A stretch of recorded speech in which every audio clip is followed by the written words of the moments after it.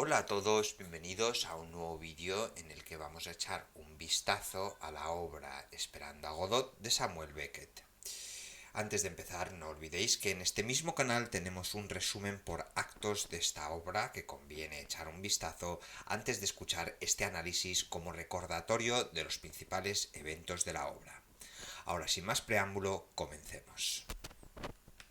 Vamos a comenzar hablando de los cuatro personajes que aparecen en la obra: Vladimir, Estragon, Pozo y Lucky. Vladimir es el personaje más cercano a un protagonista tradicional. En comparación con Estragon, es más maduro y prefiere adoptar un enfoque racional de su situación. Exhibe un gran deseo de analizar y explicar sus circunstancias, y parece experimentar el tiempo de manera diferente a los otros personajes. Mientras que Estragon olvida eventos y conversaciones desde hace poco tiempo, Vladimir es capaz de recordar experiencias pasadas y recordar a personas de encuentros anteriores. Es Vladimir quien se da cuenta de lo cerca que los eventos del segundo acto reflejan los del primero. En este sentido, es lo más cercano que tiene la audiencia a un proxy en el escenario, lo que ayuda a solidificar su posición como protagonista aparente. Vladimir también tiene un sentido de moralidad. Cuando aparecen Pozo y Lucky, es Vladimir quien está indignado por el maltrato que Pozo le da a Lucky. Quiere enfrentarse a Pozo y abordar su mal comportamiento. Sin embargo, en última instancia, esta indignación se reduce a nada. Las intenciones de Vladimir se reducen a nada y nunca ayuda realmente a Lucky.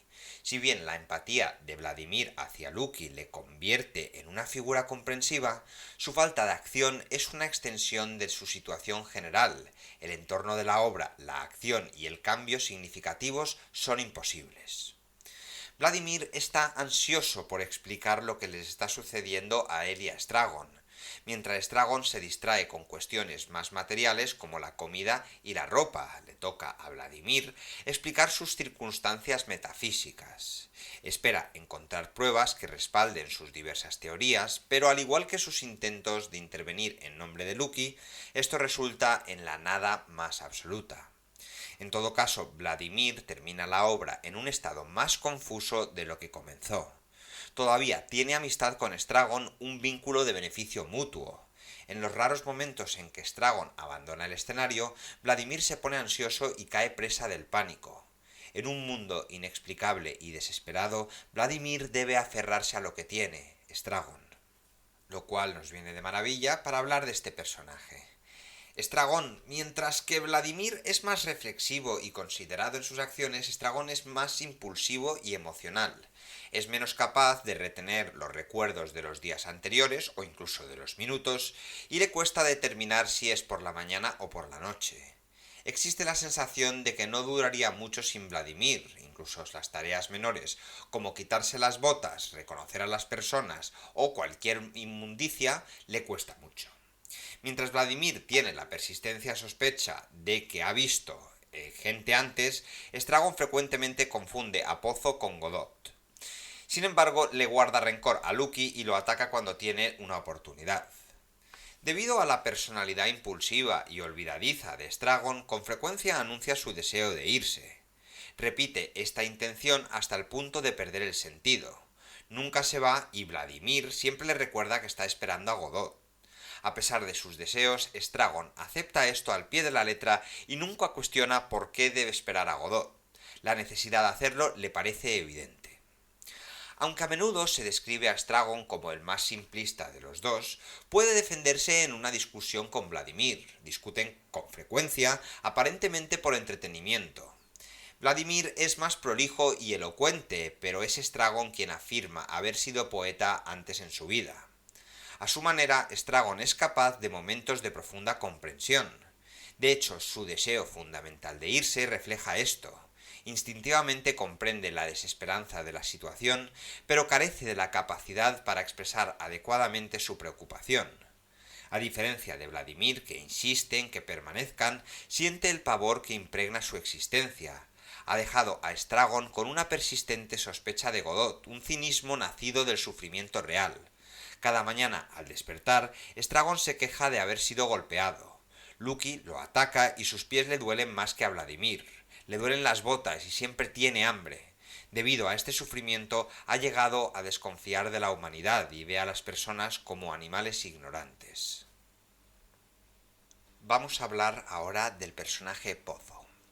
Si Estragon y Vladimir son los protagonistas de la obra, entonces Pozo podría ser el antagonista más adecuado para esta obra.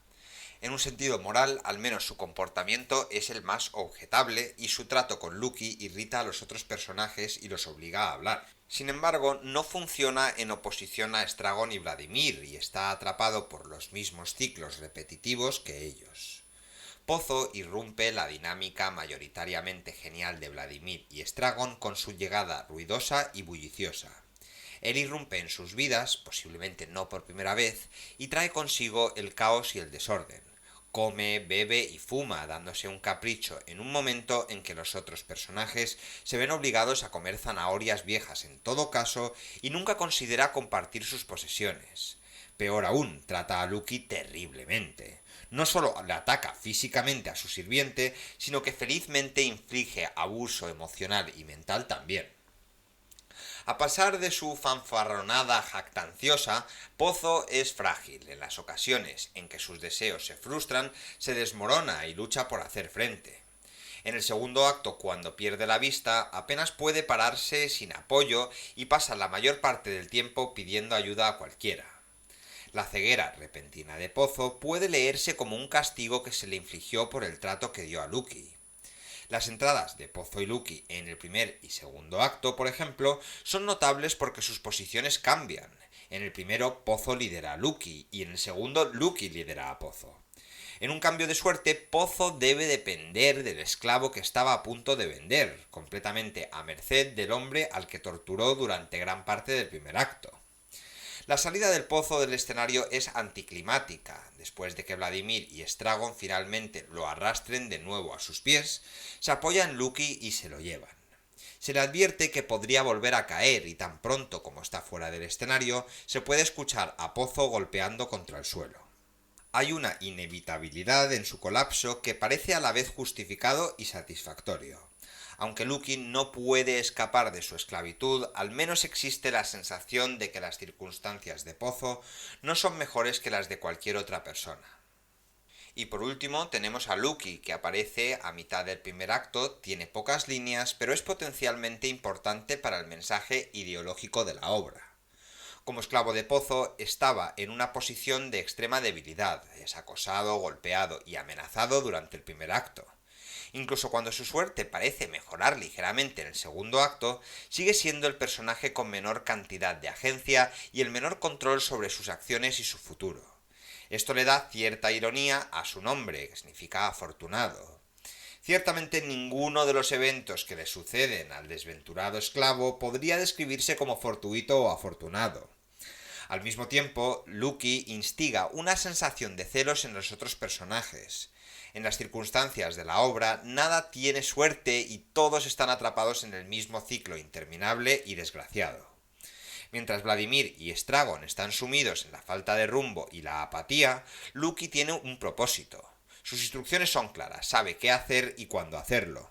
No está atrapado, esperando interminablemente a que aparezca un hombre misterioso. En algunos aspectos ha escapado al tipo de vaguedad que empaña las vidas de Vladimir y Estragon. El momento decisivo de Lucky es el discurso que pronuncia en el primer acto. Después de ser obligado a hablar por otros personajes, a quienes se les ha prometido entretenimiento, Lucky se lanza a una perorata filosófica que rápidamente se degrada en tonterías. Las palabras y frases se repiten hasta que pierden el sentido, lo que refleja la sensación general de que la coherencia se ve frustrada por el entorno del juego. El arte aparente de Lucky contradice un núcleo abstracto y sin sentido.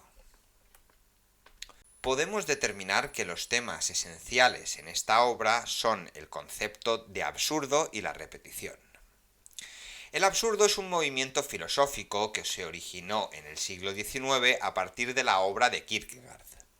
Su principio central es que los humanos existen en un mundo inherentemente caótico sin ningún plan o significado externo. Está estrechamente relacionado con el existencialismo y el nihilismo, y más tarde fue influenciado por escritores como Albert Camus, del que tenemos el resumen por capítulos en este canal, de la obra El extranjero, y eventos globales cataclísmicos como las guerras mundiales. Las obras dramáticas colectivas de un grupo diverso de dramaturgos en las décadas de 1950 y 1960 como Beckett, Harold Pinter y Jean Genet estaban influenciados por Camus y el absurdo. Llegaron a conocerse informalmente como el teatro del absurdo. Una sensación de irracionalidad impregna la obra. La forma en que esta obra de teatro se acerca al tiempo, por ejemplo, puede considerarse absurda. Los personajes pasan su tiempo esperando a un hombre que nunca llega, incapaz de recordar por qué deben estar esperando. Luchan por recordar cuándo o dónde estuvieron el día anterior, incluso cuando están a punto de darse cuenta, un incidente tonto como el descubrimiento de una bota los distraerá de reconocer la realidad de su situación. El tiempo se repite, desconcertando al público a través de una repetición en que los personajes son incapaces de reconocer por completo. Los personajes de esta obra son torpes, propensos a accidentes y payasos. Su comportamiento está divorciado de las acciones equilibradas y practicadas que el público esperaría ver en un escenario. Por ejemplo, la tensión dramática de los esfuerzos suicidas del personaje se ve socavada por la caída de los pantalones de Stragon. Esta yuxtaposición entre desesperación y payasadas alimenta la naturaleza surrealista de la obra. ¿Qué tan en serio estamos destinados a tomarnos esto? Esta pregunta lleva a la audiencia a confrontar el corazón más profundo y filosófico de la obra. ¿Cuán en serio se supone que debemos tomarnos la existencia misma? Otro elemento esencial del absurdo de la obra es el personaje principal, Godot. Una persona que se define por su ausencia. Una audiencia no iniciada podría esperar que Godot sea el protagonista de la obra, y su falta de apariencia en la postura es ridícula. Cada segundo que Godot no aparece, la llama de la audiencia empieza a cuestionar la naturaleza del título y cómo refleja en el significado de la obra. Godot podría interpretarse como un dios, un ser extremo e invisible con el que los personajes cuentan para dar un significado a sus vidas que no puede existir y que ciertamente no parece que vaya a venir pronto. Los momentos finales de la obra perpetúan el implacable tema del absurdo. No hay una conclusión real ni un final satisfactorio. Los personajes aparentemente continuarán de la misma manera para siempre. Aunque deciden irse, permanecen fijos en el mismo espacio. Su comportamiento, pensamientos y predicamentos continúan a perpetuidad, un ciclo implacable y sin sentido. Otro tema fundamental en esta obra es el nihilismo, ya que gran parte se centra en la inutilidad de la existencia de los personajes. Este sentimiento nihilista se puede encontrar en todas partes, incluso en el título. Los personajes se pasan la vida esperando algo que nunca llega. El verbo del título de la obra sigue sin resolverse y los personajes no crecen ni cambian ni hay ningún atisbo de encontrar sentido a una existencia totalmente absurda. Vladimir y Stragon de vez en cuando llegan casi a un entendimiento o epifanía, pero como hemos dicho antes, esto se pierde por alguna tontería. A lo largo de la obra, tanto Vladimir como Stragon afirman repetidamente que no hay nada que hacer ni nada que decir. Carecen de comprensión de lo que les está sucediendo, pero comprenden que se encuentran en una posición impotente. Están aburridos y sin entusiasmo por la interminable espera en la que se han convertido sus vidas. Este rechazo a la agencia de los personajes es un tema dominante en la obra. Incluso las conversaciones que tienen sobre este mismo tema son repeticiones inútiles de lo que ha sucedido antes. Al igual que los personajes, el público se encuentra atascado esperando a que llegue Godot, pero Godot nunca aparece. La audiencia está atrapada esperando algún evento, clímax o resolución, pero no se le ofrece nada. En ese sentido, la obra no tiene ninguna lógica que convierta su significado en algo real. Y por último está el tema de la repetición. En los minutos finales de la obra, Stragon anuncia que no puede seguir así. De forma aislada, es una declaración profunda. Dado el contexto que los personajes han intentado y fallado recientemente suicidarse, es claramente sincero. Sin embargo, hemos escuchado esto antes. A lo largo de la obra, Vladimir y Estragon han anunciado que no desean continuar con sus vidas sin sentido, pero de todos modos lo hacen. La obra exhibe una ironía dramática en momentos como este. La audiencia ha comenzado a sospechar que el ciclo continuará y que nada cambiará para Vladimir y Estragon. También se repiten acciones y escenas. El final del primer acto es muy similar al del segundo acto, con los personajes congelados en su lugar después de decidir irse. Después de presenciar el primer acto, el público se da cuenta de lo que sucederá después del final del segundo. Al repetir la acción, la obra deja en claro que al día siguiente Vladimir y Estragon estarán de regreso en el mismo lugar exacto, todavía esperando a Godot. Uno de los ejemplos más claros de repetición es la canción que canta Vladimir al comienzo del segundo acto. La canción no tiene sentido y solo se recuerda a medias, está llena de líneas que deberían denotar significado, pero se desvanecen en la incoherencia. En este punto, Vladimir parece darse cuenta, la repetición de la canción inspira un entendimiento en su mente. Sin embargo, como todo lo demás, este momento no equivale a absolutamente nada. La canción se vuelve representativa de la forma en que el tema de la repetición funciona como un todo dentro de la obra. Líneas y momentos repetidos, aunque sin sentido por derecho propio, proporcionan colectivamente una demostración de la naturaleza cíclica y condenada de la vida de los personajes. Vamos a echar un vistazo ahora a la simbología de la obra y lo que puede representar. Los tres elementos que hemos elegido hoy son el árbol, el sombrero y el cinturón de Estragon. Empecemos hablando sobre los sombreros. Con tan pocos otros elementos únicos encontrados en el escenario, esos accesorios que el texto describe en detalle adquiere una importancia adicional. Vladimir, Estragon y Lucky usan sombreros. Son intercambiables, alternando entre los personajes a medida que se pierden y se encuentran. Cuando Vladimir encuentra el sombrero de Lucky y lo cambia por el suyo, existe la sugerencia de que no es la primera vez que esto sucede. En última instancia, de quién pertenece a quién es una distinción sin sentido. Aunque Lucky permanece en silencio durante toda la obra, Pozo les informa a Vladimir y Estragon que deben darle el sombrero si quieren que actúe. Para Lucky, al parecer, el sombrero es transformador. Cuando está sobre su cabeza puede hablar, cuando se quita se queda en silencio una vez más. Al día siguiente, cuando aparece en el escenario después de perder su sombrero, Pozo le informa a Vladimir que Lucky ahora está mudo. El sombrero y el cambio que precipitó en Lucky está perdido. Al comienzo del segundo acto, Vladimir y Estragon realizan una complicada serie de cambios de sombrero en los que intercambian 3 sombreros entre ellos. Esta rutina habla de los temas más amplios de la novela. Hay una falta de permanencia, estabilidad e identidad. Los personajes pueden cambiar recuerdos y experiencias tan fácilmente como pueden cambiar de sombrero.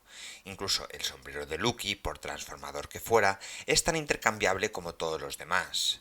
Nos proporciona a Vladimir poderes adicionales, ni Lucky lo reconoce en el día siguiente. En cambio, su importancia y los poderes son tan transitorios y fugaces como todo lo demás en la obra. El segundo elemento de importancia aquí sería el cinturón de Estragon. Al final del segundo acto, Estragon sugiere por segunda vez que él y Vladimir se ahorquen. Aunque tienen un árbol, no tienen la cuerda que necesita para ahorcarse. La solución de Estragon es usar su cinturón como soga. Los dos hombres prueban la fuerza del cinturón que se rompe. La importancia de esto es clara. El cinturón era el medio de escape de los hombres. En sus vidas sin sentido, el suicidio podría haber sido la única forma que podrían haber hecho valer cualquier tipo de agencia. La rotura del cinturón es la eliminación de la única opción que quedaba disponible para Vladimir y Estragon. Si el cinturón representa la capacidad de los hombres para suicidarse, un símbolo sombrío y desesperado, entonces el único impacto real que tiene en sus vidas es hacer que los pantalones de Estragon le caigan hasta los tobillos. Este es un momento payaso y tonto, y el contraste entre la desesperación del intento del suicidio y la payasada de la caída de los pantalones de Estragon sugiere que incluso la más sincera desesperación de los hombres no es algo que la obra se tome en serio. No importa lo que estos hombres esperen lograr, no importa qué medio de escape ideen, nunca podrán escapar del puro absurdo que es la vida. Mientras la audiencia, el espectador, se pregunta qué cambios pueden enfrentar Estragon ahora después del fallido intento de suicidio, también pueden preguntarse qué habría pasado si un personaje hubiera logrado suicidarse y el otro no. Independientemente de la desolación que sugiere la obra, la fuente constante de consuelo que tienen los dos personajes es el uno del otro. El hecho de que el cinturón se rompa niega que los hombres escapen a través de la muerte, pero también les permite permanecer en compañía el uno del otro. Por último, el elemento más importante de esta obra es el árbol, uno de los pocos elementos del diseño estético descritos en el texto, aunque no está descrito con gran detalle. La mayor parte de la información sobre el árbol se deriva de las presentaciones de cada acto y las descripciones expresadas por los personajes. En el páramo yermo donde existen los personajes, el árbol es uno de los únicos signos de vida. De un acto a otro comienzan a brotar hojas, sugiriendo el paso del tiempo y el cambio de las estaciones. Dado que los personajes parecen estar encerrados en una existencia monótona y repetitiva, este paso del tiempo es importante. Sugiere un ciclo de vida más amplio, uno que se asemeja y opere a un nivel más alto que el de los personajes. El árbol está, en esencia, encerrado en su propio ciclo. Aunque parece ser más natural, el árbol se ve obligado a repetir el mismo proceso una y otra vez. Crecen hojas, luego las pierde y el tiempo pasa y restablece el ciclo, tal y como lo hacen los personajes.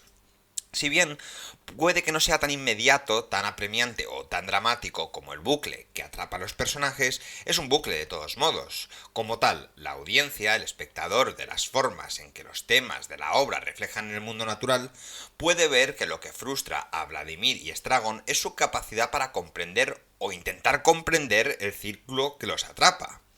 Al no tener consciencia, el árbol se libera del dolor de este desajuste de cuentas mental y espiritual. El árbol también es un marcador narrativo. Se les ha dicho a Vladimir y Estragon que esperen a Godot junto al árbol. Aunque Godot nunca llega, el árbol significa la posibilidad de que venga en el futuro. Si los personajes no están al lado del árbol, seguramente extrañarán a Godot. El árbol se convierte en el sustituto de Godot, pero las cualidades estéticas del árbol sugieren que la esperanza de su llegada se ve disminuida. Tanto Vladimir como Estragon critican la patética apariencia del árbol. El árbol, como la posibilidad de la aparición de Godot, es delgado, roto y decepcionante. Por último, y en este caso creo que puede ser el aspecto menos importante de lo que vamos a discutir en el vídeo de hoy, es el estilo. La obra responde plenamente a las características que definen el teatro del absurdo. Puesto que este mundo carece de sentido, se trata de hacer una representación absurda del absurdo que rodea al hombre. Y de esta forma la expresión se plasma en un doble plano, en las situaciones y en el lenguaje. Se presentan situaciones ilógicas, acciones incoherentes, como juegos circenses, proyectos de suicidio, juegos con los zapatos, el árbol, el tirano, el esclavo. También se mezcla lo grotesco y lo trágico, el humor y el escarnio, las pausas y los silencios constantes. A ello se añade un lenguaje igualmente absurdo, que debe mucho al surrealismo, frases sin sentidos e inconexas, preguntas inesperadas, preguntas sin respuestas, respuestas incongruentes que no responden a las preguntas, balbuceos, repeticiones penosas, monólogos totalmente incoherentes que no alcanzan ningún tipo de lógica, banalidades inoportunas. Los diálogos de la obra, y en general de todas las obras del teatro absurdo, se sirven de un lenguaje que parece desintegrarse, como si fuera un instrumento inservible para la comunicación o para explicar racionalmente el mundo. Y con esto concluimos un nuevo análisis de una obra que ya sabéis que me encanta. Si os ha quedado cualquier duda, me la ponéis en los comentarios y nos vemos en el próximo vídeo. Muchísimas gracias por estar allí, como siempre, de verdad que os lo digo.